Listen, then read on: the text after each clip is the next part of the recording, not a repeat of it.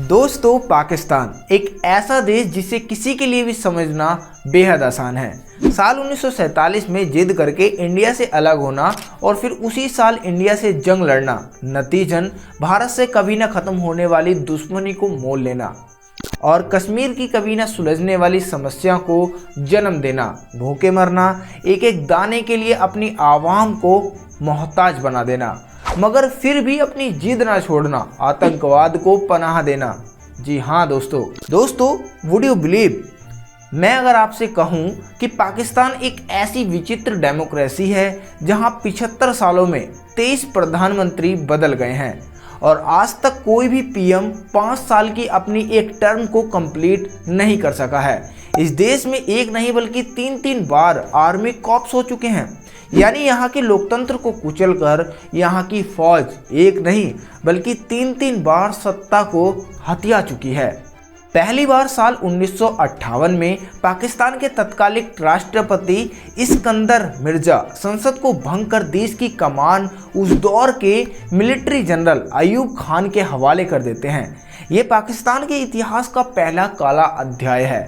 घमंड और रुतबे के नशे में चूर अयूब खान पाकिस्तान की फौज को भारत पर हमला करने का हुक्म दे डालते हैं। अभी अभी चीन के हाथों मिली करारी हार से भारत उभर भी ना पाया था और पाकिस्तान ने भारत पर हमला कर दिया।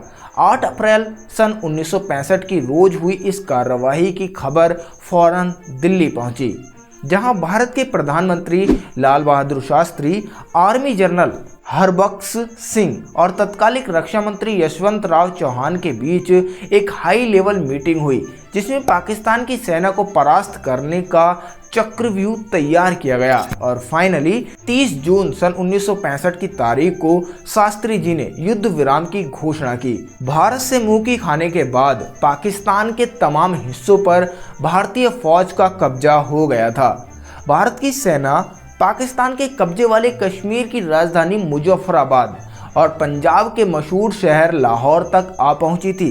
अमेरिका और सोवियत संघ की लाख मिन्नत करने और गिड़गिड़ाने के बाद इस युद्ध पर रोक लगी और आगे ताशकंद का समझौता हुआ। अयूब खान ने सत्ता में बने रहने के लिए गैरकानूनी रूप से अपने आप को पाकिस्तान का राष्ट्रपति भी घोषित किया और अगले कई सालों तक पाकिस्तान पर अपनी हुक्मरानी कायम रखी। वो साल था 1969 जब पाकिस्तान को इस क्रूर तानाशाह से छुटकारा मिला। मगर पाकिस्तान का निज़ाम तो देखिए, एक मिलिट्री जनरल के जाते ही सत्ता हथियाने के लिए दूसरा बिल्कुल तैयार बैठा था। जी हाँ, जैसे ही अयूब खान का डाउनफॉल हुआ तो पाक आर्मी के जनरल यहिया खान ने पावर को टेक ओवर कर लिया। यहिया खान पाकिस्तान के तीसरे राष्ट्रपति के तौर पर सत्ता में आए और उन्होंने पाकिस्तान के माथे पर वो कलंक लगाया जो आज तक मिटाए नहीं मिटता है। जी हाँ, बात है 1971 की। पाकिस्तान में आम चुनावों का दौर था।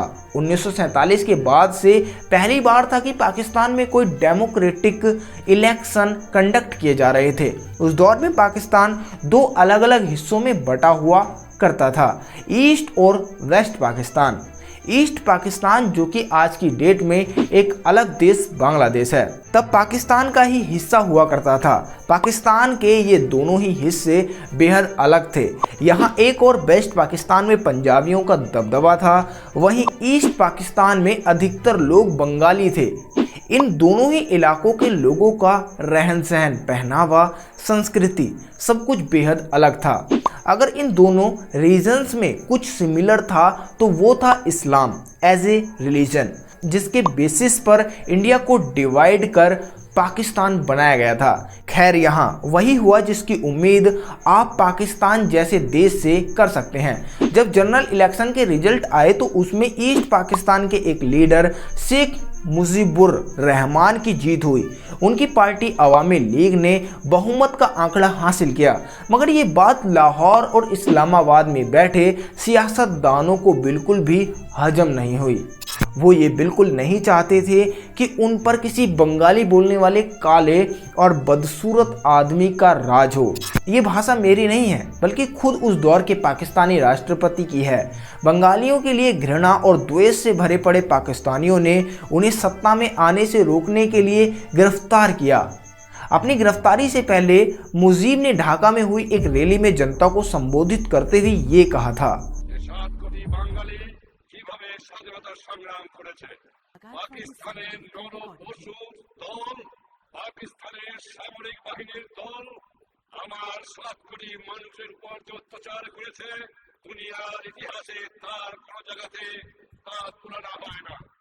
यानी अब पाकिस्तान से अलग होने का वक्त आ चुका है। बंगबंधु की इस एक बात ने बंगालियों के सीने में आग भर दी थी और कुछ यूं बांग्लादेश की आज़ादी का ये बिगुल फूंका गया था। जी हाँ, जिसके बाद जो हुआ उसका पूरा इतिहास गवाह है। पाकिस्तान की फौज ने बंगालियों पर जो जुल्म ढाए उनकी कोई इंतहा नहीं थी। मर्दों को सरेआम मौत के घाट उतारना हो या उनकी बहू बेटियों की इज्जत लूटनी हो, पाकिस्तानी फौजियों ने वैश्यों की तरह अपने ही देश के लोगों का वो सलूक किया जो कभी उन्होंने अपने सपने में भी नहीं सोचा था। इस घटना के होने के बाद लाखों की तादाद में लोग बांग्लादेश से भागकर भारत आने लगे। देखते ही देखते कलकत्ता शहर कम एक रिफ्यूज कैंप ज़्यादा लगने लगा था। हालत को बिगड़ता देख फौरन प्रधानमंत्री इंदिरा गांधी ने तत्काल आर्मी जनरल से मनकेशो को तलब किया। मिसेस गांधी ने जनरल साहब से पूछा कि वो इस मामले पर क्या कर रहे हैं। अपने खुले और मुफट मिजाज के लिए मशहूर मुनक्सो ने छूटते ही कहा, मैं इस मामले में क्या कर सकता हूँ। बदले में इंदिरा गांधी उनसे कहते हैं कि I want you to something on this matter. ये सुन मनक्सो जवाब देते हैं, क्या आप एक युद्ध चाहती हैं। गांधी जी इस पर चतुराई से जवाब देती हुई कहती हैं, नहीं, बिल्कुल नहीं, शायद वो चाहते हैं। We want a war. I'll give them one. खैर, इस वार्तालाप के चंद महीनों बाद दुनिया ने वर्ल्ड वॉर 2 के बाद अब तक के सबसे बड़े सैन्य संघर्ष को होता देखा। 1971 की इस जंग में पाकिस्तान समेत अमेरिका, ब्रिटेन, चीन, ईरान, श्रीलंका, सऊदी, जॉर्डन जैसे तमाम देश भारत के खिलाफ खड़े हो गए। अमेरिका तो भारत को धमकाने के लिए न्यूक्लियर मिसाइलों से लैस अपने विनाशक युद्धपोत एंटरप्राइजेस तक को हिंद महासागर तक में ले आया था, जिसका सामना भारत और सोवियत संघ ने अकेले रहकर किया।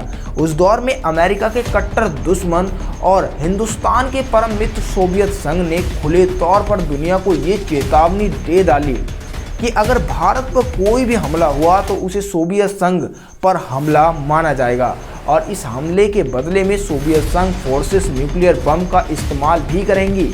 जी हाँ, 3 दिसंबर सन 1971 की शाम शुरू हुई ये जंग अगले 13 दिनों तक चली, जब तक कि 16 दिसंबर सन 1971 को पाक army chief lieutenant general tikka Khan ने अपना ये शर्मनाक सरेंडर पेश नहीं किया।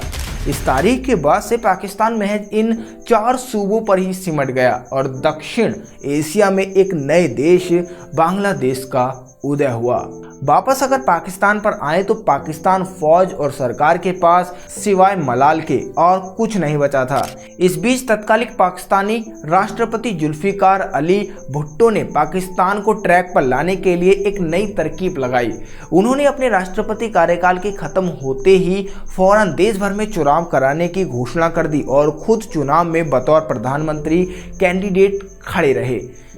उनका ये नुस्खा काम भी आया। साल 1973 में पाकिस्तानी जनता ने उनको भारी मतों से विजयी भी बनाया। भुट्टो अपनी सोशलिस्ट नीतियों के लिए काफ़ी मशहूर थे। उनकी socio politics theory Pandit Nehru से काफ़ी मेल खाती थी। इन शॉर्ट वो पाकिस्तान की गरीब जनता के हक में फैसला लेना चाहते थे। मगर ये बात अमेरिका को बिल्कुल रास नहीं आई और जब अमेरिका को ये लगा कि उनकी पकड़ पाकिस्तान से ढीली पड़ रही है तो उन्होंने भुट्टो की भुट्टी करने का प्लान तैयार कर दिया। जहां एक और पाकिस्तान रोज कर्ज के साए तले डूबता जा रहा था, वहीं दूसरी ओर दुनिया की नज़रों से छुपते छुपाते पाकिस्तान ने अपना न्यूक्लियर प्रोग्राम भी स्टार्ट कर दिया। ऑब्वियसली CIA और अमेरिकन्स इस बात से अच्छी तरह वाकिफ थे, मगर उन्होंने पाकिस्तान को ऐसा करने से नहीं रोका क्योंकि वो चाहते थे कि इस रीजन में इंडिया को काउंटर करने के लिए उन्हें एक स्ट्रॉन्ग एली मिले। अब वो एली चीन तो होने से रहा, इसलिए यूएसए ने ये जानते हुए कि आने वाले कल में ये एक बेहद बड़ी समस्या लेकर आएगा, बावजूद इसके पाकिस्तानियों को न्यूक्लियर बम तैयार करने दिया। दोस्तों, पाकिस्तानियों को लीड कर रहे जुल्फिकार अली भुट्टो ने तब नारा दिया, घास की रोटी खाएंगे मगर एटम बम बनाएंगे। और उनकी इसी नीति का असर है कि आज अपने क़याम के 75 साल बाद पाकिस्तान एक ऐसा विचित्र देश बन चुका है जिसके एक हाथ में न्यूक्लियर बम है और दूसरे में भीख मांगने का कटोरा, और उन्हें साथ लिए पाकिस्तानी लीडरान दूर दूर घूमते फिरते हैं।